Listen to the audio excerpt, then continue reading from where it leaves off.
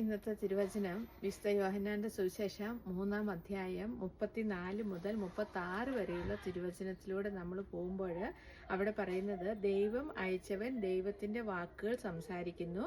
ദൈവം അളന്നല്ല ആത്മാവിനെ കൊടുക്കുന്നത്. പിതാവ് പുത്രനെ സ്നേഹിക്കുന്നു. എല്ലാം അവന്റെ കൈകളിൽ ഏൽപ്പിക്കുകയും ചെയ്തിരിക്കുന്നു. അപ്പം ദൈവം അയച്ചവൻ ദൈവത്തിന്റെ വാക്കുകൾ സംസാരിക്കുന്നു. ദൈവം ആരെയാണ് അയച്ചത്? പുത്രനെ അയച്ചിരിക്കുന്നു. അത് പുത്രന് പിന്നെ പറയുന്നത്, ദൈവം അളന്നല്ല ആത്മാവിനെ കൊടുത്തിരിക്കുന്നതെന്ന്. ദൈവം ആ ആത്മാവിനെ പുത്രനിലേക്ക് നിവേശിപ്പിച്ചിരിക്കുന്നത് അളന്ന് അല്ല കൊടുത്തിരിക്കുന്നത്, അളവില്ലാത്ത രീതിയിലാണ്. പുത്രൻ ഏത് വിധത്തിലും ആത്മാവിനെ എങ്ങനെ വേണേലും ആത്മാവിനെ അവന് എത്രമാത്രം ഉൾക്കൊള്ളാൻ സാധിക്കുമോ എത്രമാത്രം ആ രീതിയിൽ അത് നമുക്ക് പറയാൻ പറ്റത്തില്ല. അളന്നല്ല, അളവില്ലാത്ത വിധത്തിലാണ്. അത്ര വിചാരിച്ചാൽ മതി. അളവില്ലാത്ത വിധത്തിലാണ് ദൈവം ആത്മാവിനെ പുത്രനിലേക്ക് നിവേശിപ്പിച്ചിരിക്കുന്നത്. പിന്നെ പറയുന്നുണ്ട്, പിതാവ് പുത്രനെ സ്നേഹിക്കുന്നു, എല്ലാം അവന്റെ കൈകളിൽ ഏൽപ്പിക്കുകയും ചെയ്തിരിക്കുന്നു. പുത്രനിൽ വിശ്വസിക്കുന്നവന് നിത്യജീവൻ ലഭിക്കുന്നു. എന്നാൽ പുത്രനെ അനുസരിക്കാത്തവൻ ജീവൻ ദർശിക്കില്ല, ദൈവകോപം അവന്റെ മേൽ ഉണ്ട്. അപ്പൊ 34 മുതൽ 36 വരെയുള്ള തിരുവചനത്തിലൂടെ നമ്മൾ പോകുമ്പോൾ ഇത് ഒരു ത്രിത്വിക ദൈവത്തിന്റെ പ്രതിച്ഛായയാണ് കാണിക്കുന്നത്.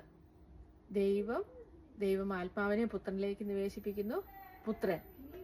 അപ്പൊ ആ ഒരു പിതാവ്, പുത്രൻ, പരിശുദ്ധാത്മാവ്, ആ ഒരു ത്രിത്വിക ദൈവത്തിന്റെ പ്രതിച്ഛായയാണ്. നമ്മൾ പുത്രനെ സ്നേഹിക്കുമ്പോൾ, പുത്രനെ അറിയുമ്പോൾ നമ്മൾ ദൈവത്തെ അറിയുന്നു. അപ്പൊ ആ ദൈവത്തിലൂടെ, ആ പുത്രനിലൂടെ നമ്മൾ ദൈവത്തിന്റെ കൃപ സ്വീകരിക്കുന്നു. അപ്പൊ ഇതിനകത്ത് ലാസ്റ്റ് വാക്യത്തിൽ പറയുന്നുണ്ട്, പുത്രനിൽ വിശ്വസിക്കുന്നവന് നിത്യജീവനുണ്ട്. എന്നാൽ പുത്രനെ അനുസരിക്കാത്തവന് ജീവൻ ദർശിക്കില്ല, ദൈവകോപം അവന്റെ മേലുണ്ട്. ജീവൻ ദർശിക്കില്ല, ദൈവകോപം അവന്റെ ഉണ്ടെന്ന് പറഞ്ഞാൽ ആ ഒരു ദൈവത്തിന്റെ ആ ഒരു ദേഷ്യമല്ല, എങ്കിലും ദൈവത്തിന്റെ ഒരു ദേഷ്യമല്ല. പക്ഷെ ദൈവം ഇത്ര കാര്യമായിട്ട് പുത്രനെ ഈ ലോകത്തിലേക്ക് പുത്രനെ അയച്ചപ്പോൾ നമ്മൾ പുത്രനെ വിശ്വസിക്കുന്നില്ല എങ്കിൽ ദൈവത്തിന്റെ ആ കൃപയ്ക്ക് നമ്മൾ തടസ്സമായി കൃപ സ്വീകരിക്കാൻ നമുക്ക് സാധിക്കുകയില്ല എന്നാണ് നമ്മുടെ കാത്തലിക് മതബോധന CCCയുടെ ആ ഒരു പഠനത്തിൽ കാണിക്കുന്നത്. ദൈവകോപം അവന്റെ മേൽ ഉണ്ടാവും എന്നുള്ളത്.